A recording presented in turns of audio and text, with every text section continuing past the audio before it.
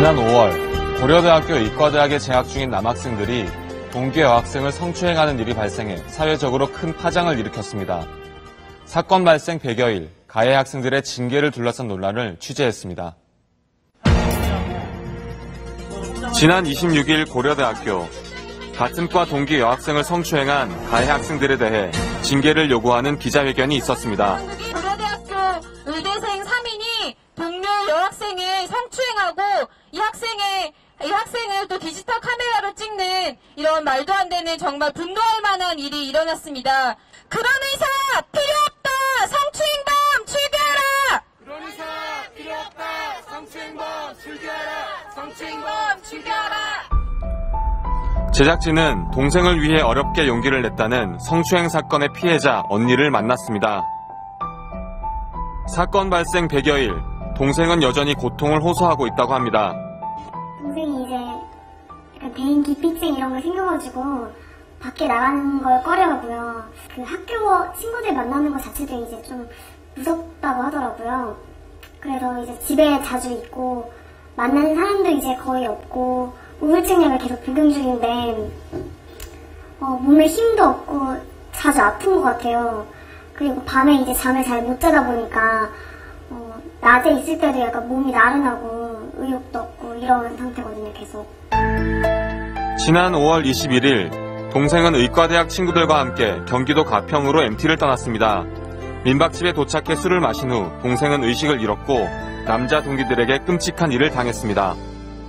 방으로 들어가서 또 거기서 이제 잤는데 성추행 그런 걸 했다고 하더라고요.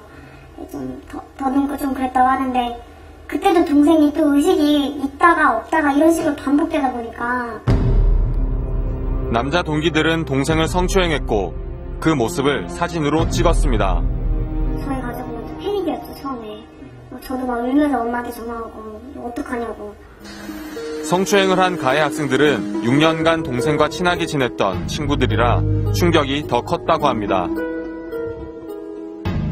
동생은 곧바로 학교와 경찰에 이 사실을 알렸고 전문센터에서 상담을 받았습니다.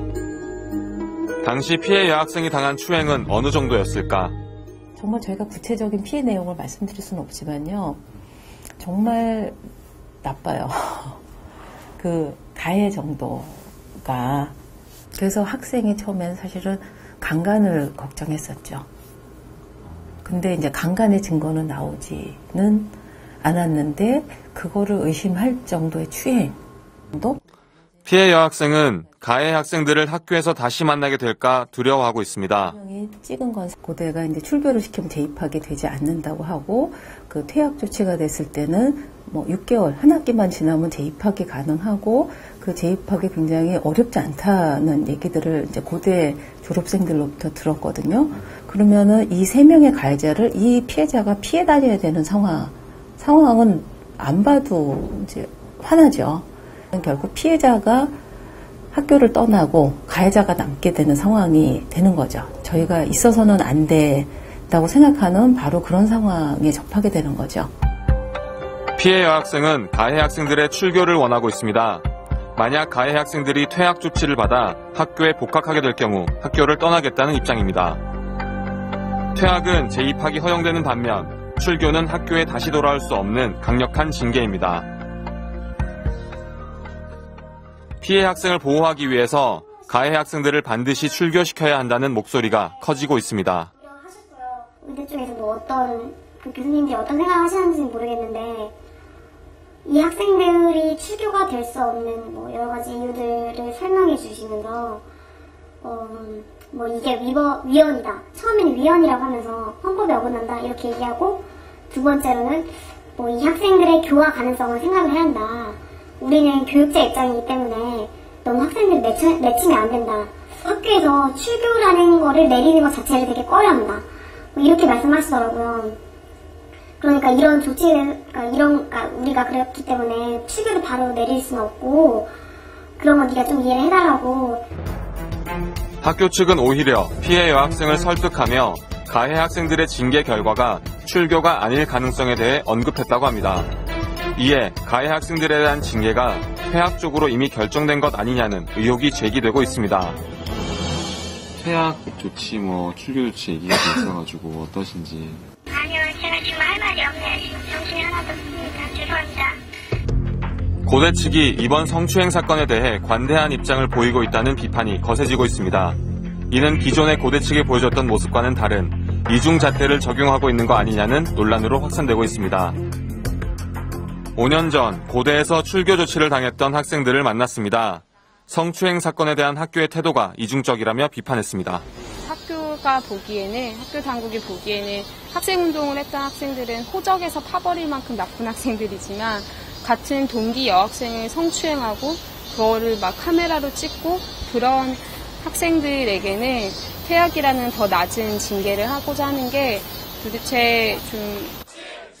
지난 2006년 학생들은 총학생회 투표권을 요구하며 학내 투쟁을 시작했습니다. 이에 고려대학교는 학생들에 대해 가장 강력한 징계로 대응했습니다. 오늘 고대 측이 관련 학생 7명에 대해서 퇴학보다 강한 출교 조치를 내렸습니다. 학생들은 출교 조치가 부당하다며 철회를 요구했습니다. 하지만 당시 고대는 학내 투쟁에 대해 강경한 입장이었습니다. 결국 출교 방침은 번복되지 않았습니다. 출교를 당했던 학생들은 학내에서의 그런 등록금 투쟁 같은 것들에 앞장서왔던 학생들이었거든요. 여러 학내 시위들에서 주도적으로 했던 애들이기 때문에 만장일치로 출교를 시켰다. 당시에 상벌위원장이었던 이제 학생처장 같은 경우에는 도덕적으로 문제 있는 학생들은 고려대학교를 다닐 자격이 없다. 당시 고대는 담화문을 통해 7명의 학생들을 출교한 이유를 밝혔습니다.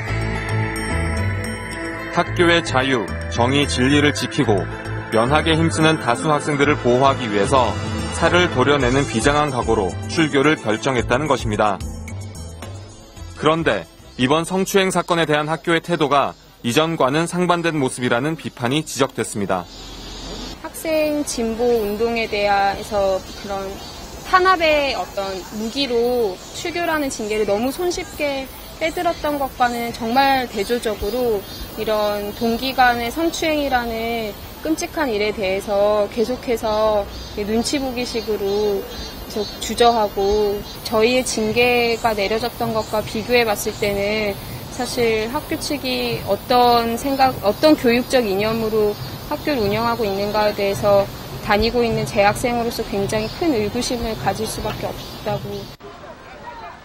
2006년 출교 사건을 담당했던 변호인도 이번 성추행 사건에 대한 고려대학교의 입장을 주목하고 있습니다. 내용에 대해서는 어떻게 제가 그때 다루었던 사건하고 좀 비교가 되더라고요. 그러니까 그걸 보면서 과연 학교 쪽에서 어떠한 징계 처분을 하게 될 것인가에 대해서. 왜냐하면 이전에 출교 7명에 대해서 했었을 때 당시 상황을 보면 동기 자체나 경위가 이번에 발생한 거하고 비교를 할 수가 없거든요. 그 당시 상황 같은 경우는 학생들이 자기들이 자치권을 갖다가 보장받기 위해서 학교 쪽과 대화를 시도하는 어떻게 보면 좋은 동기에서 출발을 했었죠. 고대가 학생들의 징계에 이중잣대를 적용하고 있다는 겁니다. 학생들이 교육을 받은 이 사건 같은 경우에는 같이 학교를 다니면서 있던 학생들이 어떻게 보면은 전혀 공익과는 관계가 없는 것이거든요. 동기나 이런 것이. 만약에 출교 처분을 하지 않는 거라면 결과적으로는 학생의 자치권과 관련된 문제에 있어서 보였던 그 기준하고 지금 학생이 성추행을 했을 때 보여주는 기준하고는 분명히 조금 다른 이중적인 잣대를 대고 있는 게 아니냐라는 이야기가 충분히 나올 수 있죠. 이번 성추행 사건에 대한 고대 측의 입장은 무엇일까? 이제 인정 안 하시는 걸로 그렇게 결정하셨다고 하거든요. 학생분 인정 안 하시는 거예요? 네. 결과는 취소 학생의 결과는 알려줄 수가 없잖아요. 기본대로 진행을 하는 학생상벌위원회 측에 징계 결과를 물었습니다. 죄송하지만 그거 부분에서는 전화를 안 받습니다. 이해 안 하기로 했습니다. 죄송합니다. 성추행 가해 학생들에 대한 징계는 결정됐다고 합니다. 그러나 그 결과가 출교인지 퇴학인지 고대는 발표하지 않고 있습니다. 학교가 저희를 버렸다는 생각을 지울 수가 없어요. 퇴학 조치라고 하면은 한 학기만 끝나면 바로 보강할 수 있다는 거잖아요. 그럼 이제 제 동생이랑 얼굴을 보고 사는 거잖아요. 근데 제 동생은 지금 지나가다가 그 사람이랑 닮은 사람만 보면 진짜 경계를 일으키거든요. 죽으려고 해요, 정말.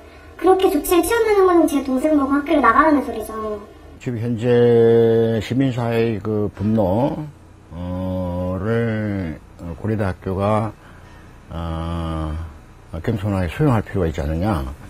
학교라는 것이 하나의 그 폐쇄된 공간이 아니고 우리 사회의 뭐 인권의 신장과 또 우리 사회가 보다 민주적인 사회로 되어가기를 바라는 그런 어떤 그 시민사회와 항상 소통 속에서 자기 자신을 이렇게 진화시켜 나가야 되는데, 소통할 능력이 없다면은, 소통을 하지 못하면은, 더욱더 대학이 반지성으로 할 수밖에 없지 않나, 이런 생각이 듭니다.